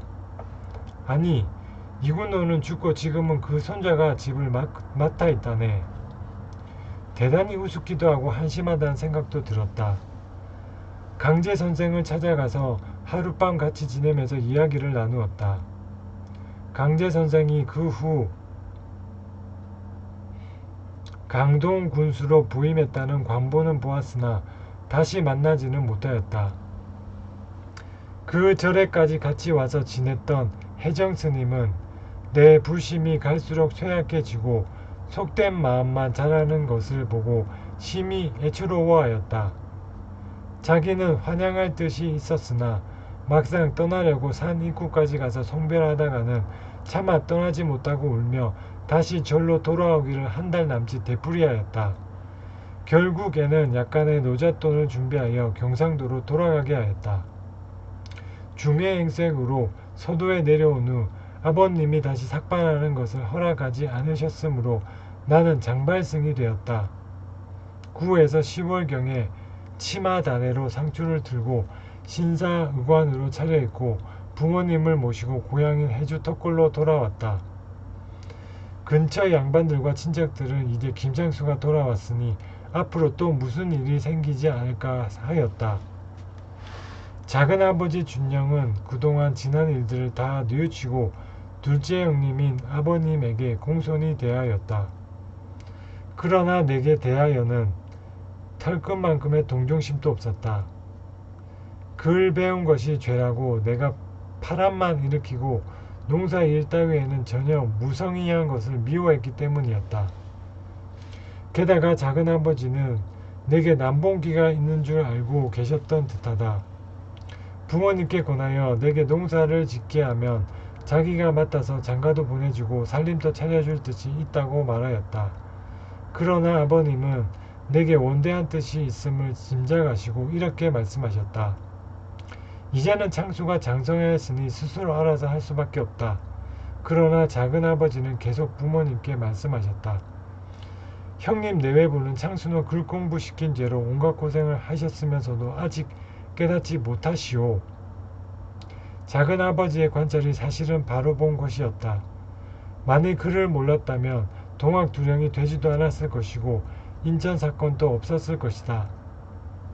턱골에 순진한 한 농군으로 땅 갈아먹고 우물 파 마시며 살았을 것이다.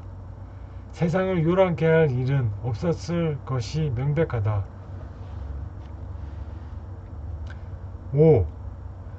동지를 찾아서 경자년 1900년 25세 2월이 되었다. 작은 아버지가 농사일을 시작하고 매일 새벽이면 와서 단잠을 깨워 밥을 먹이고 가래질을 시켰다. 며칠 순종하다가 문득 광화도로 가야겠다는 생각이 들어 몰래 떠나버렸다. 고선생이나 안진사를 먼저 찾아갔어야 했지만 아직도 번듯이 나서서 방문하기는 이르다는 생각이 들었다. 그리하여 이름을 고쳐 김두레라 하고 낯선 지방으로 길을 떠났다. 강화에 도착하여 김경득의 집을 찾아 강화성의 남문 안으로 들어갔다. 김경득의 소식은 묘연했고 그의 셋째 동생인 진경이 나를 맞아주었다. 진경이 나더러 물었다. 어디 사시는데 우리 형을 그렇게 친숙히 아십니까? 나는 그곳을 찾아간 이유를 말했다. 나는 연안에서 살았고 당신 형님과는 막역한 동지인데 수년간 소식을 몰라 궁금하기로 찾아왔소. 진경도 그리 여기고 형에 대해 아는 대로 세세하게 말해주었다. 형님이 집을 나간 지 벌써 3, 4년이 지났는데 소식 한 장 없고 집안은 망할 대로 망해 남은 것이 하나도 없습니다. 형님이 계시던 집에 들어와 합쳐 살면서 형수를 모시고 조카 아이들을 키우고 있습니다. 비록 초과일망정 처음에는 제법 화려하고 멋지게 잘 지은 집이었으나 해가 지나도록 수리를 하지 않아 황폐하고 퇴락하였다. 그러나 김경득이 앉았던 포와 앉았던 포단과 그가 직접 사용하던 나무 방망이가 그저 벽 위에 걸려 있었다. 그 나무 방망이는 동지 중에 신의를 위배하는 자가 있으면 친히 징벌할 때 쓰던 것이라 했다. 진경이가 그 방망이를 가리키면서 지난 일을 이야기해 주었다. 사랑에 나와서 노는 7세 사내 아이 윤태가 바로 김경득의 아들이었다. 천신만고로 김경득을 찾아갔는데 집에서도 소식조차 모르니 부득이 그냥 돌아갈 수밖에 없었다. 진경에게 과거의 모든 일을 사실대로 이야기할 수도 없고 차마 그 집을 떠나기는 섭섭하여 진경에게 이런 말을 했다. 내가 형님의 소식을 모르고 가기가 매우 섭섭하니 사랑해서 윤태에게 글자나 가르치고 지내면서 형님 소식을 같이 기다리면 어떻겠는가. 진경은 매우 감격하여 내게 말했다. 형장께서 그같이 해주시면 오죽 감사하겠습니까. 윤태뿐 아니라 둘째 형 무경도 두 아이가 있는데 닭을 배울 나이가 되었지만 촌에서 그대로 놀리고 있습니다. 그러시면 중형께 알려 조카 아이들을 데려다가 같이 공부를 시키겠습니다. 근처 마을의 무경에게 가서 전후 사정을 설명하니 그날로 무경이 두 아들을 데리고 진경을 따라와서 밤가이 만나 인사하였다. 그날부터 글공부를 시작하였다. 윤태에게는 동몽선습을, 무경의 아들에게는 사략 촉원을, 또 한 아이에게는 천자를 심혈을 다하여 가르쳤다. 그 사랑에 내화하는 김주경의 친구와 진경의 친구들이 내가 그렇듯 열심히 가르치는 것을 곁에서 보고서 진경에게 청하여 제각기 아이들을 데려왔다. 한 달이 못되어 그 크나큰 색간 사랑에 30여 명의 아이들이 모여들었다. 나도 무한한 흥미를 가지고서 아이들을 가르쳤다. 개학 후 석 달이 지난 어느 날 하루는 주인 진경이 서울서 온 편지 한 장을 보면서 혼자말로 개탄을 하고 있었다. 이 사람은 알지도 못하는 내게 자꾸 편지만 하니 어찌하란 말인가. 이런 사실이 없다고 답장을 했는데도 불구하고 또 사람을 보내. 나는 물었다. 거 무엇을 보고 그러는가. 부평유씨 유인무 혹은 완무라고 하는 양반이 몇 년 전에 이 섬에서 30리쯤 되는 촌에 상을 당한 몸으로 한 3년 동안 살다 갔습니다. 그 사람이 여기 살 때 자기는 양반이었지만 형님을 문수산성으로 청하여 며칠 함께 있으면서 술도 마시고 이야기도 하며 지낸 적이 있었지요. 그 뒤로는 형님이 유씨 댁을 방문할 일도 있었습니다.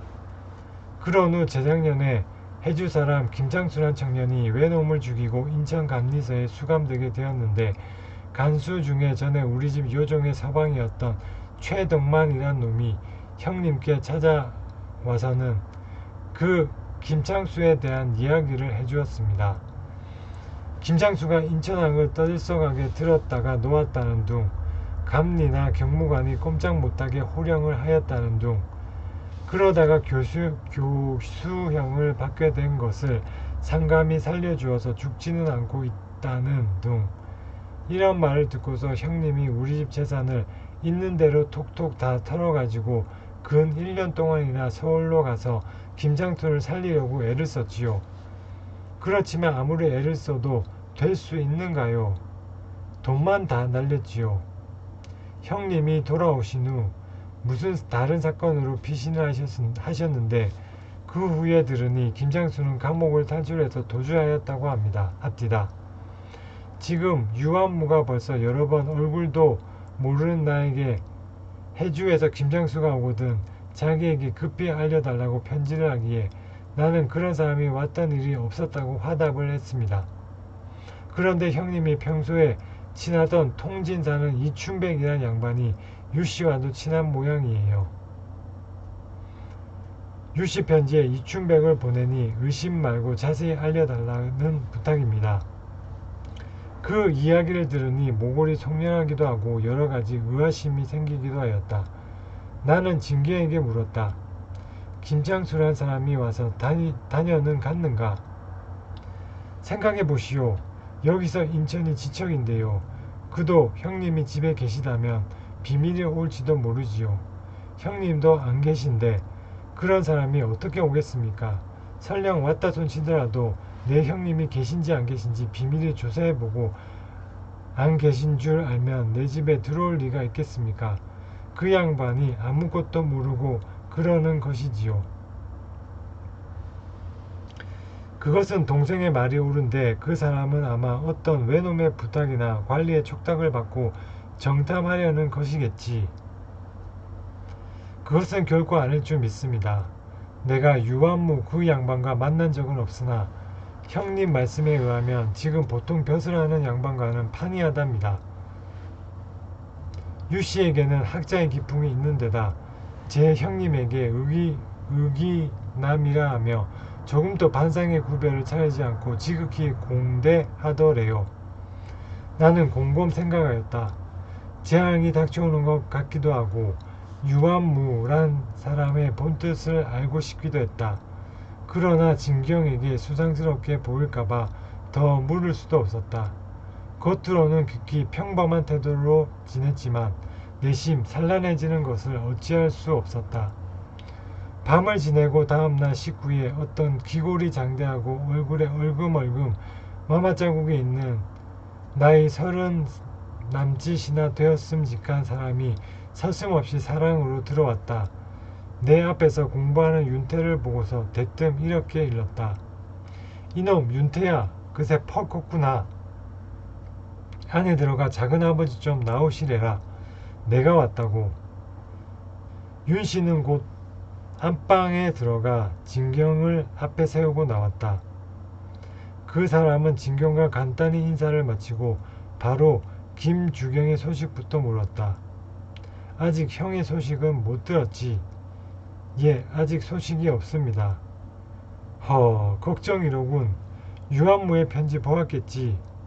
예, 어제 받았습니다. 그 말을 하고 진경은 내가 앉은 앞에 방을 미닫이로 닫고는 둘이서만 이야기하기 시작했다. 나는 학동들이 하늘천 따지를 하늘소 따갑이라고 잘못 읽을 때도 바로 고쳐줄 생각조차 들지 않았다. 윗방에서 이춘백과 진경이 하는 이야기에만 관심을 집중하여 듣고 있었다. 진경이 물었다. 유한무 그 양반 참으로 지각이 없는 사람 아닙니까? 형님도 안 계신데 김장수가 왜 내 집에 오리라 생각하고 그렇게 여러 번 편지를 합니까? 자네 말도 옳지만 우리가 1년 남짓을 김장수 때문에 별별 애를 다 썼다네. 유한무가 남도로 이사한 후 서울에 다니러 왔다가 자네 형님이 김장수를 감옥에서 빼내주려고 가산을 다 당진하고 나중에는 피신까지 한 것을 알게 되었네. 유한무는 우리 몇 사람을 모아서 기어이 김장수를 구출해 내려고 했다네. 법률적인 사면을 구하는 것이나 뇌물을 바치는 일 등은 자네 형이 다 해보았으니 이제는 강제로 빼낼 방법밖에 없다고 생각하고 용감한 청년 13명을 뽑았지. 그 중에 나도 들었었네. 13명의 모험대를 조직해서 인천항 주요 지점마다 밤중에 석유를 한 통씩 지고 들어가 7, 8곳에 불을 지르고 감옥을 깨고 김창수를 구출하자는 계획을 세웠네. 유씨가 나더러 먼저 2사람을 데리고 인천항에 들어가 공격할 주요 지점, 감옥의 형편, 김창수의 동정을 조사하라 해서 인천항에 가서 감옥 형편을 조사해 보았네. 그런데 사흘 전에 김창수가 다른 죄수들과 같이 파옥 도주를 하였대 그려. 나는 돌아가서 유씨와 함께 김장수의 종적을 탐지할 길을 연구했네. 먼저 생각난 한 길이 해주 본양 쪽이었네. 그러나 아무리 생각해도 김장수가 기필코 고향으로 갈 거라는 확신이 서지 않았네. 서로 그 부모에게 통기했다 손치더라도 결코 발설을 않을 것이 아닌가. 게다가 잘못 탐지했다가 도리어 그 부모만 놀라게 할까 염려도 되었다네. 결국 해주 고향 쪽을 제외하고 보니 다음으로 유력한 곳이 자네 집이었네. 자네가 몸소 이리 오기를 몹시 자기가 몸소 이리 오기는 몹시 어려웠을 터이니 어느 곳에서든 편지 왔던 일도 없었는가. 말을 다 듣고 진경이 말했다. 편지도 없었습니다. 편지를 하고 회답을 기다릴 것 같으면 차라리 자기가 직접 와서 조사했을 터이지요. 두 사람의 이야기는 거기서 끊어졌다. 하던 이야기를 마무리하며 진경이 물었다. 언제나 서울을 가시려고? 오늘 친구나 좀 찾아보고 내일은 곧 상경할 참이네. 다음날 아침 작별할 것을 기약하고 이춘백은 돌아갔다.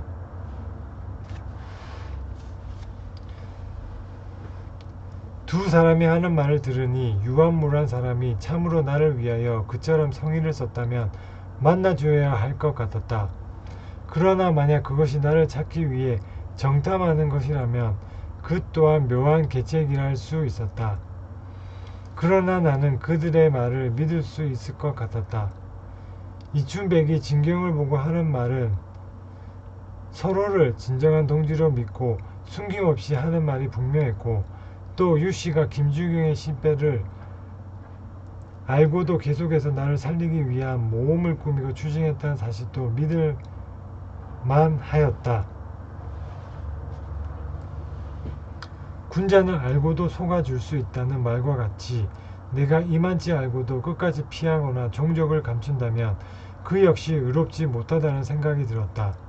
그날 밤은 그대로 자고 다음날 아침 진경과 같은 상에서 밥을 먹으며 이렇게 물었다. 어제 왔던 사람이 이춘백인가? 예, 그렇습니다. 언제 또 오는가? 아침 먹고 난 뒤 작별하고 서울로 간다니까 조금 후에 오겠지요. 이춘백이 오거든 내게 인사 소개나 하여 주게. 자네 형님과 평소 친한 동지라니 나도 반가운 마음이 있네. 그러시지요.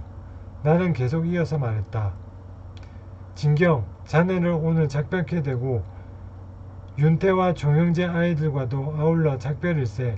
섭섭한 것은 말로 다 할 수 없네. 그때 내 눈에는 분명히 눈물이 고여 있었을 것이다. 진경은 이 말을 듣고 대경 실색하였다. 형님, 이게 무슨 말씀입니까? 제가 무슨 잘못한 일이 있습니까? 갑자기 작별 말씀이 웬 말씀입니까? 저에게 잘못된 것이 있다면 제 형님을 생각하셔서 용서하시고 책망하여 주세요. 내가 곧 김장수일세. 유한무란 친구의 추측이 바로 맞았네. 어제 자네가 이춘백과 이야기하는 것을 다 들었네. 자네 생각에 나를 정당하기 위한 유인책만 아닌 줄 믿어지거든 나를 놓아주게. 유한무란 친구를 가서 만나주도록 하여 주게. 진경은 이 말을 듣고 깜짝 놀랐다. 형님이 과연 그러시다면 제가 어찌 만류를 하겠습니까? 게다가 최덕만은 작년에 죽었다고 하지만 이곳에는 감리서에 주사로 다니는 자도 있고 순검 다니는 자도 있어 종종 내왕이 있으니 더욱 형님을 붙잡기가 어렵겠습니다. 그런 다음 어린 학동들에게 알려 말하기를 선생님이 오늘 본댁에 다녀오실 터이니 너희들은 집으로 돌아가라 하였다. 얼마 후 이춘백이 진경에게 고별 인사차 찾아왔다. 진경은 이춘백을 영접한 후 나와 인사하게 해주었다. 나는 이씨를 보고 나도 서울 갈 일이 있으니 같이 가기를 청하였다. 이씨는 그저 보통으로 생각하고 심심한데 이야기나 하면서 같이 가면 매우 좋겠습니다 하였다. 진경이 이씨의 소매를 끌고 뒷방에 들어가 수어 마디 말을 수군거리다가 나와서 곧 출발하였다. 학동 30여 명과 부형들이 몰려와서 남문통 길이 다 메어지도록 모여 전별을 해 주었다. 그동안 나는 성심을 다하여 가르쳤을 뿐 아니라 단 한 푼의 수업료도 받지 않았다. 아마도 그런 가닥에 그들의 나를 향한 동정심은 무척 두터워져 있었을 것이다. 그날로 서울 공덕리 박태병 진사의 집에 도착하였다. 이춘백이 먼저 안사랑에 들어가서 무슨 말인지를 하였다. 그러자 키는 중키 이하여 얼굴은 햇빛에 그을려 가무잡잡하게 되었고 망건에 검은 갓을 쓰고 의복을 검소하게 입은 생원 한 분이 나오더니 나를 맞아들였다. 방 안에 들어가서 자기소개를 하였다. 나는 유완무여 오시느라 무척 고생하셨소. 남아가 어디에 있든지 만날 수 없으랴는 말이 오늘 창수 형에게 비유한 말인가 보오. 그런 다음 유씨는 이춘백을 보고 이렇게 말하였다. 무슨 일이고 한두 번 실패하더라도 낙심할 것이 아니니 구하면 얻게 될 날이 있다고 내 전에 말하지 않던가. 그 말은 곧 이제서야 나를 만나게 되었다는 의미이기도 했고 또 나를 만나기 위해 자기네들이 평소에 어떤 식으로 일을 경영해 왔는지 그 경위에 대해 말하는 것이기도 했다. 나는 유완무를 보고 말했다.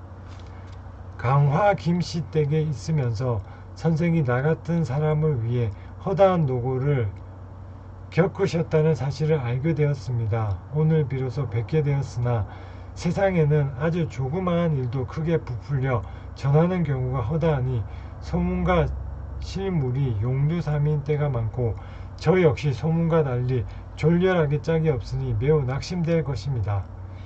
유씨는 빙그레 웃으면서 말했다. 뱀의 꼬리를 붙잡고 올라가며 용의 머리를 볼 터이지요. 주인과 손님이 함께 웃었다. 주인 박태병은 육씨에 동서를 한다. 저녁을 먹은 후 성안 유씨가 머무는 곳으로 가서 잤다. 며칠 동안 쉬면서 간혹 요리집에 가서 음식을 사 먹기도 하고 구경을 다니기도 했다. 유씨는 내게 편지 한 통과 노자를 주면서 충청도 연산 광해다리 앞에 있는 도심리 이천경에게 가라고 부탁하였다. 그날로 길을 떠나 이천경의 집에 가서 편지를 전하니 그 집에서 반가이 영접하고 매일같이 닭 잡고 기장밥하여 잘 대접하였다. 한가롭게 이런저런 이야기를 나누며 한 달을 지냈다. 하루는 이천경이 편지 한 장을 써주며 무주 읍내에서 인삼을 재배하는 이시발에게로 가라 하였다. 이시발을 찾아가서 편지를 전하니 영접하여 하룻밤을 묵게 하고는 다음날 또 편지 한 장을 주며 지뢰군 청곡이란 동네에 있는 성태영을 찾아가라고 하였다. 성태영의 집을 찾아가니 태코가 성원주란 집이었다. 태영의 조부가 원주 목사를 지냈다 한다. 사랑에 들어가니 수청방 상노방에 하인이 수십 명이고 사랑에 앉은 사람들도 거의가 귀족의 풍제와 태도를 가진 자들이었다. 주인 태영이 편지를 보고 환영하여 상객으로 대우하니 상노 등이 더욱 존경하는 태도로 나를 대하였다. 성태영의 자는 능하요 호는 일주이다.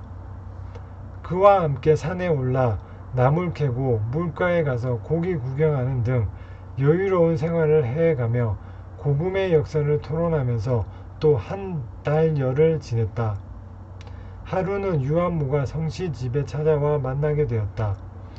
다음날 아침 유씨가 이주에 가는 무주 읍내로 함께 돌아가 그 집에서 같이 지내게 되었다. 유씨는 장성한 딸을 이충구의 조카 며느리로 시집 보냈고 한경 등 두 아들이 있었고 당시 무주군수 이탁과도 친인척 간인 듯하였다. 유한무는 나를 보고 이런 말을 했다. 창수 당신이 경성으로부터 이곳에 도착하기까지 매우 우아하셨지요. 내 실정을 말해주리라. 조금 누락된 것이 있다. 창수라는 이름이 쓰기 매우 불편하다 하여 성태영과 유한무가 이름을 고쳐 지어주었다. 이름은 김구라 하고 호는 연하, 자는 연상이라 고쳐서 행세하기로 하였다.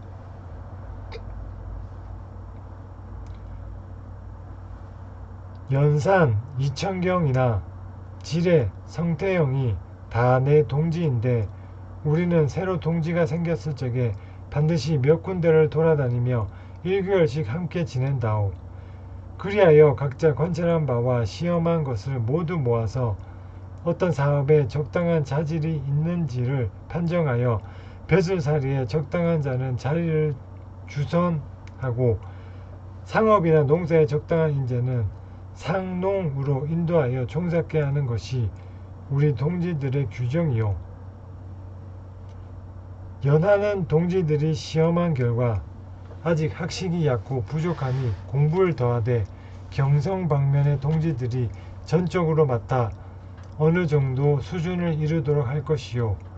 연하의 출신이 상인 계급이니 불가분 신분부터 양반에게 눌리지 않도록 만드는 것을 급선무로 삼아 지금 연산 이천경이 소유하고 있는 가택과 논밭 그리고 가구 전부를 그대로 연하의 부모가 생활하는 데 사용할 수 있도록 제공하려 하오. 그 고을의 큰 성씨 몇몇만 잘 당속하면 좋게 양반의 생활을 할 수 있을 것이요. 연하는 경세에서 유학하면서 잠깐씩 부모님 얼굴이나 뵙게 할 터이니 곧 고향으로 가서 오는 2월까지 부모님 몸만 모시고 서울로 오시오. 서울서 연산까지 가는 길은 내가 알아서 하겠소이다. 이렇게 이야기하고는 바로 서울로 동행하였다. 서울에 와서 유한무의 제자인 강화 장곳에 있는 주윤호 진사를 찾아갔다. 김경득의 집에 들어가기는 여러가지 염려되는 바가 있어 비밀이 주진사 집만 내왕하였다. 주진사는 백동전 4,000냥을 유씨에게 보냈는데 나는 그것을 온몸에 돌려감고 서울로 왔다. 주진사의 집은 해변이었으므로 11월인데도 아직 감나무에 감이 달려 있었다. 또한 해산물들이 풍족한 곳이었으므로 몇 날을 잘 지내고 왔다.